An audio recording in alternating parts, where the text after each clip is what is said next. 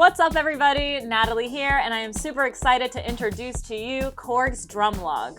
Along with the warmth that comes with the analog synthesis, the flexibility with the digital engine, and the open source network from the MULTI Engine, you also have hands-on control with the front panel knobs, you have powerful sequencer, onboard effects, and immense connectivity. So the first thing I would do to get started is select a kit sound of something that you pretty much already like, and then you can tweak from there. You don't have to do it this way, but this is how I like to get started. So I selected from Bank A Kit 10 called Mu Bass Kit. Hit select. And then you're gonna see on your 16 buttons that buttons 1 through 4 are your analog sounds. And then from our digital sounds, you're gonna have steps 5 to 10, with 9 and 10 being sample sounds that you could even import your own samples for, which is pretty sick. And then you have your MULTI Engine for steps 11 through 13. So let's already look at our kit control knobs. If I wanna play around with the bass drum tone, which is really awesome for any sort of percussionist, not just like synth players or beat producers, but if you're an acoustic drummer, this could be a really great experience for recreating that bass drum sound that you love from your favorite record or whatever. So let's hear our bass drum and look at these controls. We have decay, tune, and drive. This is what it sounds like as is from that kit.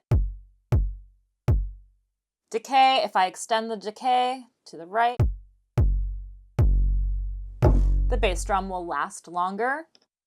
We can tune it how we'd like. And then our drive. How punchy and loud it is. All right, and we have controls also for our snare drum. Again, we have our decay, our tune, and how snappy it is. Some tom sounds. You can go even deeper beyond these front panel controls for your analog sounds by arrowing up on these pages. So here's my bass drum. I'm going to page up. You have your master and sidechain. You have where in the mix your bass sound is going to come from. So right now it's centered in our pan. I don't have any effects yet, but I'll get into that later. What I do want to show you is how you can play with the resonance. So let's take a look at that.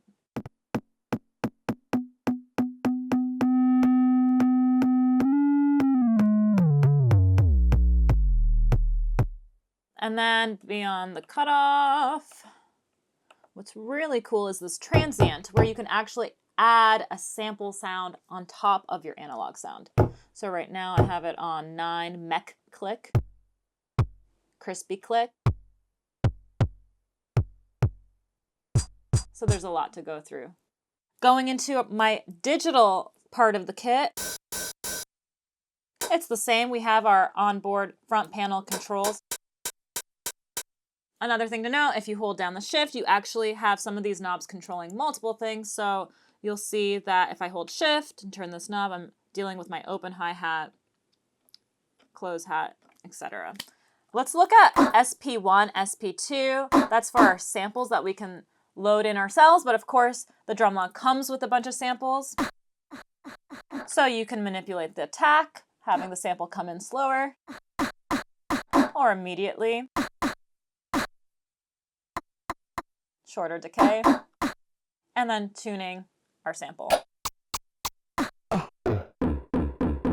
So there's a lot of room for manipulation with the drum tones that you are working, both with our pre-saved kits and then completely making up your own, whether you're doing that from a preloaded kit or from an initialized program or kit. And finally, let's get to what the MULTI Engine is. Korg is known for its MULTI Engine open source network, and we have 3 buttons for that, 11 through 13 for our VPN. So you can play around with some synth sounds there. We can switch to noise. You can do that by hitting part and then clicking on steps 12.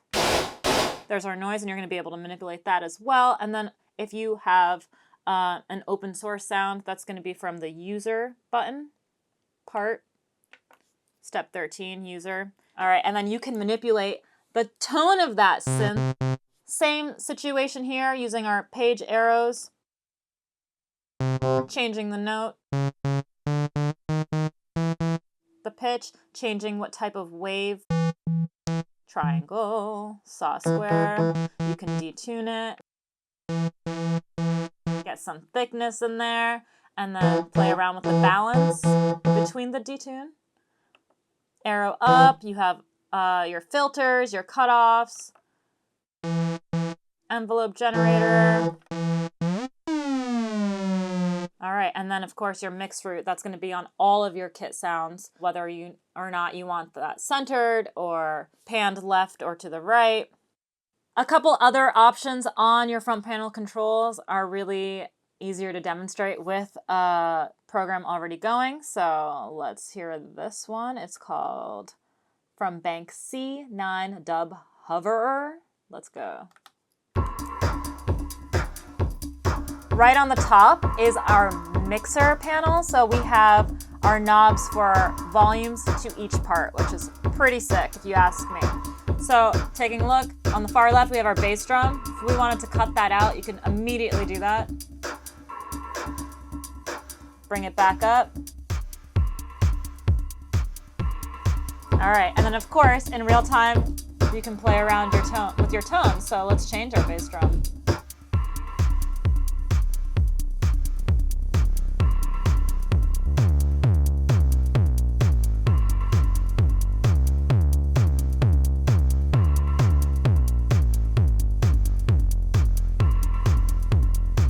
Other really great things with this powerful sequencer are being able to immediately expand the length of your sequencer or shorten it. So you can do that by holding down Shift and using these yes and no buttons. And it's going to immediately copy over the pattern that you already have if I did want to expand it, which is really great. So I just expanded it another 16 steps. What's really cool is now I can manipulate that rhythm that just got expanded and copied over if I wanted to. Bass drum, I can see I have in the first part of the sequence, bass drum on beats 1, next measure, every beat 1. If I wanted to, take it out. And then it goes back to that beginning of the sequence. Bring it back in, right? So Korg is also really known for motion sequencing in their products, and what that means is you can actually record any knob movements that you do within your sequence. So I'm going to demonstrate that. I was playing a little bit around with the detuning of the bass drum. So if I turn on my motion sequencer, make sure it's on by holding Shift and then look under motion and hit on. So now it's off, it was already on before. Let's turn it on and then go into pattern edit, click motion, and let's play around with it. Make sure record's on. Live button's on. There we go. That's our drive.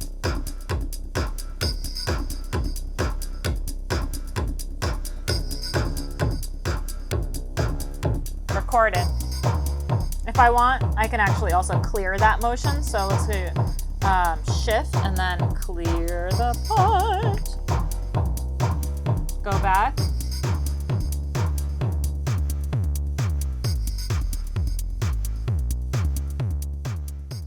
I'm going to select a new program. This is from Bank C, number 1, Bear Trap. I'm going to show you some ways that in real time you can make these rhythms your own instead of always having the same sort of sequence going on over and over. First thing, let's go and press the loop button. You can change your looping to be in a moment, or select and it'll continuously play a loop of a part that you press. I'll just show it to you. I'm gonna go to moment because I like that one more. If I wanted the bass drum to suddenly repeat, loops on, moment. And I have it where it's synced when it resumes. If I turn the sync off, oops, that's 2 times. If I turn the sync off to free, it may not always land back up in the locked grid of the sequence. So here is free. right? Kind of like felt out of place, which maybe you'll like, but I'm gonna keep it in synced. I'm gonna change the speed to 2 times. All right, and we're still locked in to the pattern. You can do randomize in your play or forward. And this is what it sounds like if you do select. I'm gonna pick a different part so it's not the bass drum again. I'll go back to 1 time the speed. That's select. So I actually don't have to hold it. It's gonna just keep going until I deselect it. All right, so that's a really cool way to play around live with your sequence and not just have the same loop going on over and over and over by using that loop button in your sequence. And then if you just hold down the time button, you can change the rate of the sequence. So I just switched it to the 8th note so it's half the speed. So this is where we were at before, 16th rate note, 16th beat, right? And then here's twice as fast with the 32nd. And what's really nice is that it also, beyond showing it on the OLED display, is it lights up right here on the front panel too. This is back to our 16th note. Another great feature for live performance is the chain function, and you can easily do this by holding down the chain button, selecting the step, and turning the program to whatever program you want to use. Let's just use this one, hit select. Now I can go to the second step for the second part of the chain. Same deal, select a program. Let's hit play.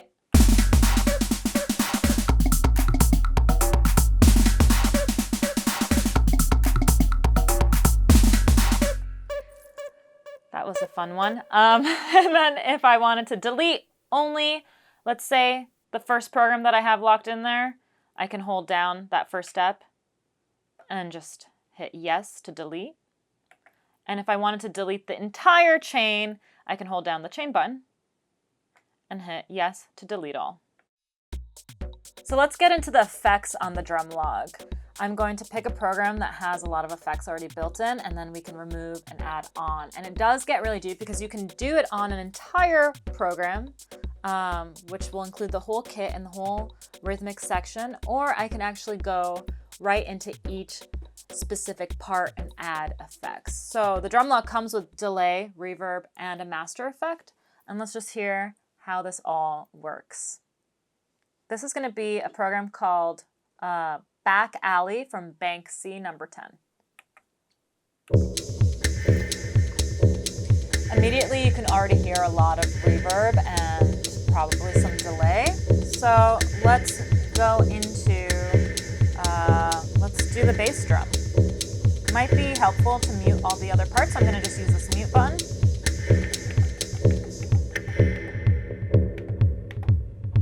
Here's our bass drum. And use our arrows to get into the effects for the bass drum. Let's add more delay.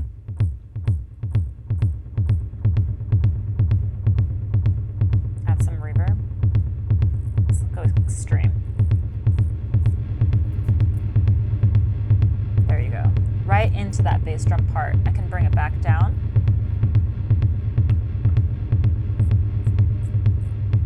No delay, no reverb. See what that sounds like with the other parts. Hold down your mute button, bring them back in.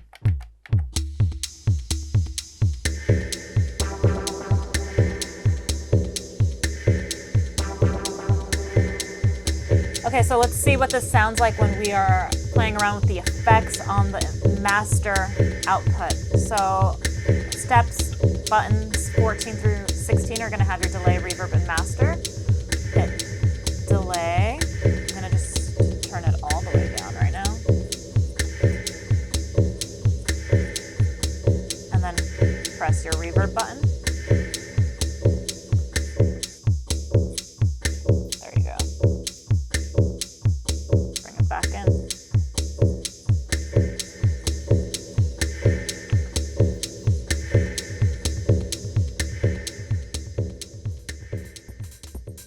Aside from your stereo out, there are 4 other outputs to independently set any part of your sequence for a live mix or a recording setup.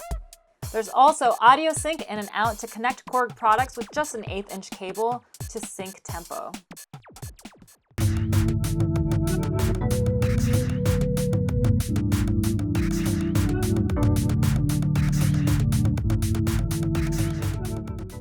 I'm going to use drumlogue's onboard effects with an external telephone with the audio in. Hello? Hey Nat, can you hear me? It's Luciano. Who? What's up?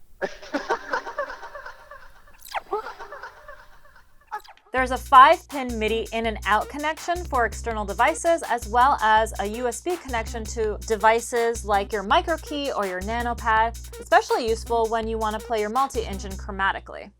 And finally, you have your connection to host, which means you can connect a USB cable directly into your computer to load external samples that you've made. So I can do this by turning the drumlogue on by holding the power button and the record button at the same time. That'll allow my drumlogue to be visible on my laptop as an external device. Now it's into storage mode.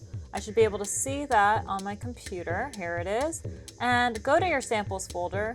The thing that you got to remember is that your samples have to be named a specific way, and that is like this. So use the number of the sample by doing something like 001. Sample name, whatever you want to call it. I'm going to call it Vocal Natalie. And all you have to do is drag and drop into your drumlogue. Press play when done. And your drumlogue should update and have the sample in your sample folder. For more information about the drumlogue and anything Korg, please visit korg.com. I'm Natalie Chami. Thanks for watching.